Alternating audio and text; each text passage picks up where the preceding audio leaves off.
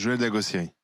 Oui, j'ai une tendance à le croire dans ce qu'il dit. Parce que lui aussi, il était capable de raconter n'importe quoi. Oui, Souvenez-vous, il faisait partie de ces étudiants à Tolbiac qui bien sûr. manifestaient. Il avait expliqué à tout le monde qu'un étudiant était en sang, fracassé par les policiers. On n'a jamais retrouvé cet étudiant.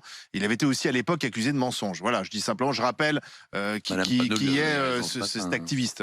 Non, mais c'est tout à fait le genre de parti qui met la lutte au-dessus de tout.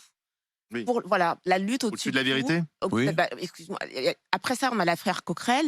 Enfin, je commence à m'interroger justement sur ce soi-disant comité, interne Oui, cette justice qui parallèle, un peu, voilà ce comité de exactement, suivi. qui serait très opaque. C'est assez opaque, on ne sait pas qui est dans le Mmh, comité, on ne sait pas qui se plaint. Enfin, c'est quand même assez opaque. Donc moi, mmh. j'ai un peu tendance à me méfier de toute cette opacité et je pense bien sûr que comme la lutte passe avant tout, alors on peut bien sûr mettre des cadavres sous le tapis. Donc j'attends C'est de très voir stalinien et finalement, hein, tu comme vois façon de fonctionner. bien dans ses explications C'est ce pas matin qu'elle surpris. n'arrivait pas à dire que Clémentine Autain n'avait pas prononcé cette phrase. Mmh. Voilà, elle disait: Non, «Moi, je l'ai pas prononcé», mais elle a jamais dit: «Clémentine Autain n'a jamais prononcé cette Oui. phrase». Donc non.